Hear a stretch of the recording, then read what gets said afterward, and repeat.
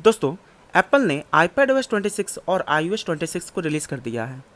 आज की वीडियो में मैं आपको iPadOS 26 में क्या कुछ नया देखने को मिलता है, चाहे वो यूआई हो, चाहे फीचर्स हो, चाहे एंटूटू स्कोर हो, गीकबेंच स्कोर हो, सब कुछ मैं कवर करने वाला हूँ और बैटरी परफॉर्मेंस कैसा है, ये सब कुछ आपको मैं बताने वाला हूँ। तो चलिए दोस्तों, आज की वीडियो को शुरू करते हैं। दोस्तों, मेरा नाम है कुणाल। अगर आप मेरे चैनल पर नए हैं तो मेरे चैनल सब्सक्राइब कर लीजिएगा, बेल नोटिफिकेशन पे ऑन कर लीजिएगा। आपका डाउट या क्वेरी होता है आप मुझसे कमेंट बॉक्स में पूछ सकते हैं। मुझे इंस्टाग्राम पे फॉलो कर लीजिए, आपको जो भी डाउट्स होंगे मैं वहाँ पे भी सॉल्व कर दूंगा। तो दोस्तों, शुरुआत करते हैं लॉक स्क्रीन से। तो जैसे ही आप आईपैड को अपने लॉक से अनलॉक करिएगा तो आप यहाँ देख सकते हैं कि जो टाइम है यहाँ पर आप उसको भी एडिट कर सकते हैं। उसका साइज जो है उसको कस्टमाइज़ पर टैप कर दीजिए और यहाँ पे इसको टैप करके यहाँ से इसको यहाँ पे छोटा कर सकते हैं, आप इसको बड़ा कर सकते हैं, इसको स्ट्रेच कर सकते हैं। तो ये सब भी ऑप्शन देखने को मिलता है और देखने में काफ़ी ज़्यादा अच्छा और यूनिक सा लगता है देखने में। बाकी सब कुछ पहले की तरह ही है, आप उसमें चेंज कर सकते हैं हल्का फुल्का। जब आप आईपैड को अनलॉक कर लीजिएगा, होम स्क्रीन पे आएगा तो सबसे पहला आपको जो चेंज दिखेगा वो है आइकन में काफ़ी कुछ अलग सा देखने को मिलेगा। जैसे कैमरा आइकन बिल्कुल चेंज हो गया है, क्लॉक को हल्का सा मॉडिफाई करके उसको राउंड से उसको हल्का सा स्क्वेरिश टाइप का किया गया है। बाकी कुछ कुछ ऐप्स हैं जिनमें आप देखिएगा तो उनको हल्का हल्का सा उनका चेंज किया गया है। मतलब जैसे ऐप स्टोर है तो इसमें थोड़ा पहले डार्क था, इसको अब थोड़ा लाइट कर दिया गया है। वेदर है वो थोड़ा सा लाइट था, उसको डार्क कर दिया गया है। तो कुछ आइकन ऐसे हैं जिनमें बिल्कुल ही उनका जो आइकन है वो चेंज हो गया है और कुछ आइकन ऐसे हैं जिनमें हल्का फुल्का सा एडजस्टमेंट किया गया है। दोस्तों, फ़ोन ऐप जो है ना, ये एक्चुअली क्या करेगा, जब आप इससे कॉल करिएगा तो ये आपके आईफोन पे कॉल लगेगा और आप इस पर बात कर सकते हैं। तो आप इस पे स्पीकर पे बात कर पाइएगा। तो आईपैड पे जैसे मान लीजिए आपका फ़ोन कहीं रखा हुआ है और आपको किसी को कॉल करना है तो आप नॉर्मली आप अपने आईपैड से कॉल कर सकते हैं। बस ये होना चाहिए कि आपका आईपैड और आपका फ़ोन दोनों सेम नेटवर्क पे होना चाहिए। मीन्स इसमें भी वाईफाई हो और दोनों वाईफाई अगर है तो वो कॉल अच्छे से हो पाएगा, अदरवाइज़ नहीं कर पाइएगा कॉल। तो ये एक छोटा सा फ़ोन वाला जो ऑप्शन है ये अच्छा है कि अगर दूर में कहीं फ़ोन रखा हुआ तो आप आईपैड नज़दीक है तो आप आईपैड से भी कॉल कर सकते हैं। यहाँ पर आप देख सकते हैं जैसे ही आप हल्का सा नीचे करिएगा तो ये जो लिक्विड ग्लास है ये बिल्कुल अच्छे से देख रहे हैं ना, स्ट्रेचिंग कैसा हो रहा है, एकदम काफ़ी ज़्यादा सूथिंग, काफ़ी अच्छे तरीके से इम्प्लीमेंट किया गया, इसमें दो राय नहीं है। और जैसे आप स्वाइप अप करेगा तो यहाँ देखिए बाउंसी एनिमेशन काफ़ी ज़्यादा अच्छा लगता है देखने में। होम स्क्रीन पे अब आपको एक नया ऑप्शन देखने को मिलेगा। जैसे आप एडिट पे जाइएगा तो यहाँ पे आपको कस्टमाइज का ऑप्शन आएगा और यहाँ पे क्लियर का ऑप्शन आता है। तो जब आप क्लियर कर दीजिएगा तो आप यहाँ देख सकते हैं ये बिल्कुल जो बैकग्राउंड है उसके अकॉर्डिंग बिल्कुल उसी तरह से हो गया है। लेकिन इसमें क्या है कि कुछ ऐप जैसे ये देखिए एंटूटू बेंचमार्क काम नहीं कर रहा है, फिर गीकबेंच काम नहीं कर रहा है और कुछ कुछ ऐप्स हैं जिन पे सपोर्ट अभी नहीं है इस चीज़ का। तो थोड़ा सा टाइम लगेगा लेकिन वो भी हो जाएगा। फिर इसको आप हटाना चाहे तो कस्टमाइज पे जाइए और यहाँ पे आपको टिंटेड का ऑप्शन मिलता है। टिंटेड में आप क्या कर सकते हैं कि आप इसको अपने थीम के अकॉर्डिंग उसके अनुसार टिंट कर सकते हैं। जैसे यहाँ पर इसको टैप कर देना है केवल यहाँ पे, और जैसे मुझे चाहिए हल्का सा ग्रीनिश टाइप का तो इसको मैं टैप कर दूंगा, देखिए ग्रीन हो गया। तो जैसा आप चाहते हैं वैसा आप इसको एडजस्ट कर सकते हैं, जैसा भी आप चाहेंगे। तो ये टिंटेड हो गया, लेकिन जनरली मैं डार्क में ही रखता हूँ और ऑटो में ही सही लगता है। अगर आपको लग रहा है कि आइकन का साइज़ अभी भी छोटा है और थोड़ा और बड़ा होना चाहिए तो यहाँ पे जो ऑप्शन है इसको टैप कर दीजिए। इससे क्या होगा कि नीचे जो लिखा हुआ नाम है वो हट जाएगा और आइकन का साइज़ बड़ा हो जाएगा। तो ये आपके अकॉर्डिंग आपको जैसा पसंद है आप कर सकते हैं। बाकी यहाँ पे स्वाइप इधर करिए चाहे उधर करिए, यहाँ पे भी आपको कहीं कोई दिक्कत नहीं होता है। और यहाँ पे देखिए फ़ोटो बूथ है, इसका भी आइकन का जो कलर है प्लस उसका जो आइकन ही है वो बिल्कुल चेंज हो गया है। तो हल्का फुल्का सा चेंज देखने को मिलता है आइकन में, ठीक है, थोड़ा सा नया टाइप का दिखना चाहिए जो कि अब दिख रहा है। तो ओवरऑल देखा जाए तो iOS 26 जो है ना, यूआई के मामले में काफ़ी ज़्यादा स्मूथ, काफ़ी ज़्यादा फ्लूइड और काफ़ी ज़्यादा बाउंसी है। मीन्स आप कहीं पे भी कुछ भी स्वाइप डाउन करिए, स्वाइप अप करिए, देखिए बाउंसी एनिमेशन कितना अच्छे से होता है एकदम, देख रहे हैं ना ये चीज़। जैसे आप मान लीजिए यूट्यूब ओपन कर रहे हैं तो यूट्यूब ओपन किए तो हल्का सा अलग तरीके से ओपन हो रहा है, देखिए यहाँ पे। तो ये जो हल्का हल्का सा एनिमेशन में जो स्मूथनेस है, जो हल्का सा स्लोनेस टाइप का है ना, ये काफ़ी ज़्यादा अच्छा लगता है देखने में। तो ओवरऑल यूआई जो है वो एक नंबर है, कहीं कोई दिक्कत नहीं है, कहीं कोई लैग नहीं है, कहीं कोई स्टटर नहीं है, कहीं कोई किसी तरह का प्रॉब्लम नहीं है। अब बात कर लेते हैं दोस्तों सेटिंग में क्या कुछ चेंज है। तो आप सेटिंग में देखिएगा तो यहाँ पे आपको पूरी तरह से पता चलता है कि यहाँ से जो लाइन लाइन ऑप्शन हुआ करता था उन सबको हटा कर बिल्कुल प्लेन कर दिया गया, बराबर कर दिया गया है। ये चीज़ भी हमें कुछ नया देखने को मिलता है। किसी भी टॉगल को अगर आप ऑन करते हैं, जैसे बैटरी में आप यहाँ देख सकते हैं, जैसे यहाँ पे अब आपको बैटरी परसेंटेज कितना है, जैसे बैटरी कितना परसेंटेज है, लास्ट चार्ज कितने तक हुआ है, जैसे 93 तक लास्ट चार्ज हुआ, कितने देर पहले, तो 1 घंटा पहले, कौन कौन से ऐप मैंने यूज़ किया उसके अकॉर्डिंग यहाँ पे दिखा रहा है यूजेस, और यहाँ पे बैटरी परसेंटेज और बैटरी लो पावर मोड। तो जैसे ही आप यहाँ पे चेंज करिएगा, टैप करिएगा, तो देखिए लिक्विड जो है ना, जिस ट्रांजिशन का जो एनिमेशन है ये काफ़ी ज़्यादा देखने में अच्छा लगता है। यहाँ पे आप किसी भी ऐप को क्लोज करिएगा, चाहे उसको आप देखिए, ये जो है कितना ज़्यादा अच्छा सा एनिमेशन लगता है, बिल्कुल स्मूथ लगता है, फील काफ़ी अच्छा होता है इसको देखने में। तो दोस्तों यहाँ पे आप देख सकते हैं कि ऐप आपको दिख रहा होगा जो कि बिल्कुल नया ऐप है, प्रीव्यू। इसको टैप करने पर यहाँ पर ये चीज़ जो है ना, ये चीज़ से आप थोड़ा सा इसे खेलना चाहे तो खेल सकते हैं, काफ़ी ज़्यादा यूनिक सा लगता है दिखने में। और किसी भी चीज़ को आप एडिट करना चाहें उसको, तो इसमें आपको ऑप्शन मिल जाता है, स्कैन करने का भी ऑप्शन मिल जाता है, डॉक्यूमेंट स्कैन करना चाहे तो आप कर सकते हैं। तो ये थोड़ा सा अलग सा चीज़ है, जैसे न्यू डॉक्यूमेंट है, स्कैन डॉक्यूमेंट करना चाहें, फिर पीडीएफ में एडिट करना चाहें, तो ये चीज़ अब आपको फाइनली मतलब अवेलेबल हो चुका है, क्योंकि ये मैक में होता था लेकिन अब ये आईपैड में भी आ गया। यहाँ पे स्वाइप डाउन करिएगा जब कंट्रोल सेंटर पे, तो यहाँ पे भी आपको बाउंसी एनिमेशन देखने को मिलेगा। देखिए यहाँ पे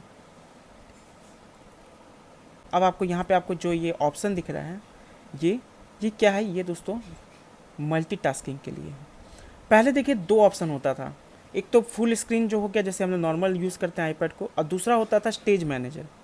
स्टेज मैनेजर जो था वो एम सीरीज़ वाले जो भी चिप थे M1 से, उसके लिए अवेलेबल था। लेकिन अब हमें iOS 26 में एक नया ऑप्शन देखने को मिलता है जो कि है विंडो फीचर। इसमें क्या है, किसी भी अगर आप ऐप को ओपन करते हैं, जब वो ओपन होगा तो यहाँ पे आपको साइड में एक छोटा सा ये दिखेगा जिसको आप एडजस्ट कर सकते हैं खुद से। देखिए यहाँ पे एडजस्ट किया जा सकता है, कहीं कोई दिक्कत नहीं है। दूसरा ऐप खोलना चाहे तो यहाँ पे टैप करिए, जैसे ये है, यहाँ पे इसको एडजस्ट करना चाहे तो इसको एडजस्ट कर सकते हैं। ठीक है, यहाँ पर आपको दिख रहा होगा, और इसको थोड़ा सा जैसे आप चाहें, यहाँ पे इसको साइड करना चाहें, यहाँ पे साइड करना चाहें, टोटल 4 ऐप को ओपन कर सकते हैं, जो कि काफ़ी अच्छे तरीके से हो जाता है। फिर यहाँ पे आपको कट करने के लिए एक ऑप्शन मिलता है, यहाँ काटने के लिए, यहाँ पे मिनिमाइज़ करने के लिए, और यहाँ पे इसको फुल स्क्रीन में करने के लिए। जब आप फुल स्क्रीन वाले ऑप्शन पर टैप करके रखिएगा तो आपको यहाँ पे एक ऑप्शन मिलता है, जैसे कि आप विंडोज़ में देखे होंगे कि इसको कैसे रखना चाहते हैं, यहाँ पर छोटा करना चाहते हैं, नीचे रखना चाहते हैं, कि इसको 4:1 रखना चाहते हैं, कि फुल स्क्रीन में फुल करना चाहते हैं। जैसे मान लीजिए हम इसको यहाँ पे मूव कर दिए तो देखिए यहाँ पे ऑटोमेटिक हो गया, जो कि काफ़ी ज़्यादा बिल्कुल लगता है जैसे मैक का मिनी मैक ओएस का समझ लीजिए, बिल्कुल वही है। और कट करना चाहे तो सिंपल यहाँ से क्रॉस पे टैप करिए, यहाँ से कट जाएगा। लेकिन इसके लिए आपको बाई फिंगर करना होगा या बाई पेंसिल करना होगा। नॉर्मल अगर आप चाहेंगे कि हम इसको यहाँ पे ऐसे कर दें तो ऐसे कटता नहीं है, ये आपका साइड में चला जाएगा, और फिर जब आप इसको टैप करिएगा तो यहाँ पे आपको शो हो जाएगा। तो ये तो हो गया दोस्तों मल्टीटास्किंग। देखा जाए ना तो काफ़ी ज़्यादा अब करने में मज़ा आएगा और काफ़ी ज़्यादा अच्छा भी लगेगा। यहाँ पर तो कट करना है तो सिंपल क्या करना है, आपको यहाँ पे टैप करना है क्रॉस, तो ये बिल्कुल हट जाएगा। और यहाँ पे भी जैसे इसको भी हम हटाना चाहते हैं तो इसको यहाँ से यहाँ पे टैप करके हटा दीजिए, और आप देखिए होम स्क्रीन पे हम आ चुके हैं। और जब आपको विंडोज़ मोड को हटाना है यहाँ पे तो सिंपल इसको टैप कर दीजिए, विंडोज़ मोड हट जाएगा। अगर ये एक्टिवेट नहीं आपके में नहीं आ रहा आपके में, तो यहाँ पे आपको जाना होगा और यहाँ पे मल्टीटास्किंग एंड जेस्चर का ऑप्शन मिलेगा। यहाँ पे फुल स्क्रीन ऐप है और स्टेज मैनेजर जो कि पहले हुआ करता था। अब विंडोज़ ऐप जो है, विंडोड ऐप है, ये काफ़ी ज़्यादा यूनिक है जो मैंने आपको दिखाया है। यहाँ पे बहुत सारे ऑप्शन है, आप जिसको करना चाहें आप यहाँ से कर सकते हैं चेंज, आपके अकॉर्डिंग आप इसको थोड़ा सा देख लीजिएगा, एडजस्ट कर लीजिएगा। अब दोस्तों बात कर लेते हैं कि इस अपडेट के बाद से किसी तरह का कोई बैटरी में इशू है कि नहीं। तो दोस्तों मैं ये कहना चाहूँगा कि इस अपडेट के बाद से मुझे मेरे आईफोन में भी बैटरी का इशू देखने को मिला है और आईपैड में भी मिला है। अब उसका क्या कारण हो सकता है नहीं पता, लेकिन इतना यूज़ करने के बाद मुझे ऐसा लग रहा है कि जो बैटरी ड्रेन है वो थोड़ा सा फास्ट हो गया है। होप सो नेक्स्ट अपडेट में ये जो बैटरी ड्रेन का इशू है उनको फिक्स किया जाए। अब दोस्तों बात करते हैं कि जैसे ही अपडेट के बाद से अगर आप किसी भी ऐप को ओपन करिएगा, जैसे उसमें कौन कौन सा ऐप है जिसमें स्प्लैश स्क्रीन देखने को मिलेगा पहली बार, तो यहाँ पे जैसे ही मैं आपको दिखा देता हूँ, कुछ स्क्रीनशॉट मैंने कैप्चर किया है। जैसे कि फ़ोटोज़ जब आप ओपन करिएगा ना, और जैसे ऐप स्टोर ओपन करते हैं तो आपको यहाँ पर एक थोड़ा सा चेंज देखने को मिलेगा कि यहाँ पर हल्का सा चेंज हुआ है।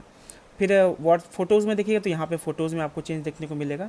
यहाँ पे थोड़ा सा बताया गया कि अब थोड़ा अलग तरीके से उसको किया गया। नोट्स ऐप में भी आपको यहाँ पे कॉल ट्रांसक्रिप्शन और यहाँ पे ऐड मोड और यहाँ पे ये चीज़ चेंज देखने को मिलता है। और बाकी यहाँ पे ये तो हो गया आपका स्प्लैश स्क्रीन की बात। यहाँ पर आप एक और चीज़ गौर कर सकते हैं कि जैसे ही आप किसी ऐप को ओपन कर टैप एंड होल्ड करिएगा, जैसे अगर मैं इसको टैप एंड होल्ड करता हूँ तो यहाँ पे मुझे जो ऑप्शन है इसको मैं इस तरीके से करके भी यूज़ कर सकता हूँ। यूआई तो आपने देख ही लिया है, अब बात कर लेते हैं एक बार परफॉर्मेंस। तो चलिए दोस्तों, एक बार मैं आपको गीक बेंच का स्कोर दिखा देता हूँ और उसके बाद हम एंटूटू देख लेंगे कि उसमें क्या कुछ चेंज मिला है अपडेट के बाद से। तो देखिए, गीक बेंच जैसे स्कोर पर टैप करिएगा, यहाँ पे सीपीयू हिस्ट्री में मैं आपको दिखाना चाहूँगा कि देखिए 2 अगस्त को जब मैंने चेक किया था वहाँ पर स्कोर था 3694 और मल्टी कोर में था 135457। और जब मैंने इसको अपडेट के 2 दिन बाद चेक किया, जैसे कि आपको पता ही कि बैकग्राउंड प्रोसेसिंग में समय लगता है, इस वजह से जो स्कोर है वो थोड़ा सा कम या ज़्यादा हो सकता है। तो जब मैंने 2 दिन बाद इसको चेक किया तो सिंगल कोर का स्कोर आया 3654 और मल्टी कोर का आया 13608। दोनों को कंपेयर करिएगा तो यहाँ पे ज़्यादा आपको डिफरेंस नहीं मिलेगा। जैसे सिंगल कोर में हल्का सा कम हो गया, मल्टी कोर में बढ़ गया। एक तरह से कहिएगा कि ठीक है, बराबर ही है, बहुत ज़्यादा चेंज हमें परफॉर्मेंस लीप देखने को नहीं मिलता है। तो ये तो हो गया दोस्तों गीक बेंच की बात। एक बार मैं आपको दिखा देता हूँ एंटूटू बेंचमार्क। देखिए दोस्तों, अपडेट से पहले जो एंटूटू बेंचमार्क का स्कोर था वो था 28,76,948। और जब अपडेट कर लिया मैंने, उसके बाद जब मैंने चेक किया एंटूटू बेंचमार्क तो यहाँ पे जो स्कोर आया वो आया 27,98,948। तो ज़्यादा कुछ इसमें भी डिफरेंस नहीं है। ऐसा नहीं कि बहुत ज़्यादा कम हो गया है या बढ़ गया है, ऐसा नहीं है। ये सब हल्का फुल्का आपको अंतर देखने को मिलेगा। हर अपडेट के बाद कुछ ना कुछ आपको अंतर इसमें देखने को मिलेगा। कभी हो सकता है अपडेट के बाद ये स्कोर बढ़ जाए, कभी हो सकता है ये अपडेट के बाद थोड़ा सा घट जाए। तो ज़्यादा इसमें फ़र्क नहीं पड़ता है। अगर आप नॉर्मली यूज़ कर रहे हैं, कहीं कोई दिक्कत नहीं है, लैग नहीं है, स्टटर नहीं है। अभी तक मैंने यूज़ किया है, कहीं पे मुझे किसी तरह का जो स्लो होता है वैसा स्लो जैसा फील नहीं हुआ है। पेंसिल अगर आप अटैच करते हैं तो उसमें भी कहीं कोई दिक्कत नहीं होता है।